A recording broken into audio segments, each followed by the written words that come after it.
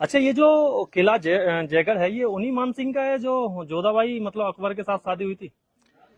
यही बड़ी समस्या है। हर आदमी हमारे इतिहास में कहीं भी लिखा हुआ नहीं है, लेकिन ये एक serial Jodha Akbar serial picture बना के हमारे हिंदू संस्कृति को, हिंदुओं का, सनातनी लोगों का, इन वीर योद्धाओं को सर झुकाने के लिए इनको एक पॉइंट मिल गया, झूठा पॉइंट बना लिया। कोई इतिहास में कहीं लिखा हुआ नहीं है। एक सीरियल और एक पिक्चर बना के इन्होंने झूठा, एक जोधाबाई आमेर की राजकुमारी थी, कोई उसको मान सिंह की बहन बताता है, कोई कौन बताता है, अकबर से शादी करती, लेकिन जोधाबाई नाम की राजकुमारी आमेर के अंदर थी ही नहीं। मैं उसी किले में बैठा हूँ, जयगढ़ फोर्ट के सामने, जो राजा मान सिंह का किला था।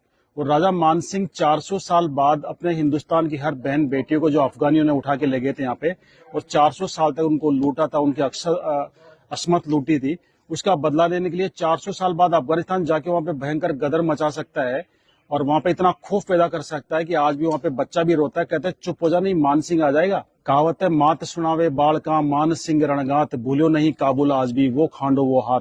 माता आज भी अपने बच्चों को मान सिंह रणगाथा के बारे में सुनाता है कि काबुल आज भी वो मान सिंह का हाथ खाना नहीं भूला है। वो मान सिंह क्या अपनी बहन किसी अकबर को या मुस्लिम को दे सकता है? अफगानिस्तान लूटने के बाद उस आदमी ने अपनी लाइफ के अंदर 7,000 मंदिर बना दिए। तो मुगलों के टाइम में जब मंदिर का नाम लेना भी गुनाह था, आज भारत सरकार को 80 साल बाद भी एक मंदिर बनाने में 80 साल लगे, आजादी के बाद एक मंदिर, राम मंदिर बनाने में। उस आदमी ने मुगलों के टाइम में, अकबर के टाइम में, जब मंदिर का नाम लेना भी गुनाह था, उस आदमी ने 7,000 मंदिर बना दिए थे। वो शख्स अपनी बहन किसी मुगल को दे सकता है? गले उतरती है आपके? ये झूठी कहानी बनाई गई है। जोधा नाम की कोई राजकुमारी थी ही नहीं। मैं आज क्लियर कर दूं आपको, जोधा आमेर के अंदर एक दासी पुत्री थी। मान सिंह के फादर का नाम था भगवान दास और भगवान दास के फादर का नाम था भारमल। राजा भारमल की शादी जोधपुर हुई थी, जोधपुर की राजकुमारी से। उनके साथ जो दासी आई थी वो पर्शियन थी, ईरानी मुसलमान थी, वो शिया मुसलमान थी, पर्शियन थी। उसकी दासी की लड़की, दासी जो डिलीवरी पीरियड में खत्म हो गई थी, उसकी बच्ची, जिसको आमेर की रानी ने, भारमल की वाइफ ने पाल पोस के बड़ा किया, बच्ची की तरह रख के उसको दूध पिला के बड़ा किया। उसकी शादी, क्योंकि वो मुस्लिम थी इसलिए उसका धर्म खराब नहीं हो, इसलिए उसको बेटी के बराबर पाल के उसकी शादी अकबर जैसे बादशाह से करके अपना धर्म निभाया था कि किसी मुस्लिम की शादी हिंदू से नहीं करूं। और लोगों ने उसको कहानी बना दी कि सब जो मान सिंह की सिस्टर थी, मान सिंह की बुआ थी, अकबर से शादी कर दी। मान सिंह जैसा तो योद्धा ही नहीं था। अगर मान सिंह नहीं था उस समय सनातन ही खत्म हो जाता। आज हर मंदिर के ऊपर आपको पचरंगा झंडा नजर आता है। पता है पचरंगा झंडा क्यों लगाते हैं?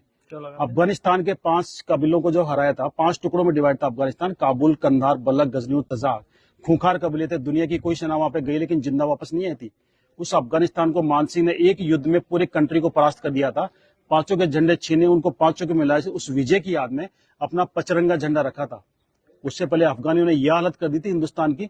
हरिद्वार जाते, हरिद्वार में जितने भी पंडित थे सारे पंडितों को मार दिया था, सारे पूजा वहां पे बंद हो गई थी। मान सिंह ने वहां पे जाके दोबारा से हिंदुस्तान के सारे पंडितों को बुलाया, सोरोजी से बुलाया, आसपास के गांवों से बुलाया, और वापस वहां पे हर की पौड़ी बनाई और दोबारा से वहां पे धार्मिक प्रक्रिया स्टार्ट हुई थी। हिंदुस्तान के हर कोने से पंडित गए थे। राजा मान सिंह को धर्म रक्षक माना था और उनके पचरंगे झंडे को मिला के, 5 कलर को मिला के आगे से तीखा करके उसको धर्म ध्वजा का रूप दिया था।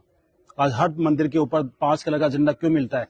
ये राजा मान सिंह ने अफगानिस्तान को हराया था, उसी झंडे को धर्म ध्वजा का रूप दिया और राजा मान सिंह को धर्म रक्षक की उपाधि दी सारे हिंदुस्तान के सब पंडितों ने। धर्म बचाया अगर किसी ने तो राजा मान सिंह ने। हमें बदनाम किया जाता है, मान सिंह को बदनाम किया जाता है कि मान सिंह राणा प्रताप का साथ देते, हिंदुस्तान का इतिहास ही अलग होता। मैं बता दूं, अगर माना प्रताप के साथ अगर मान सिंह मिल जाते, उसमें हिंदुस्तान का साउथ पार्ट पूरे अफगानों के अंडर में था और उनको हराना बड़ा मुश्किल था। और उधर से मुगल और आ गए थे, मुगलों के पास वो हथियार थे, तोपे बंदूकें, जो इंडियन के पास किसी के पास नहीं थी।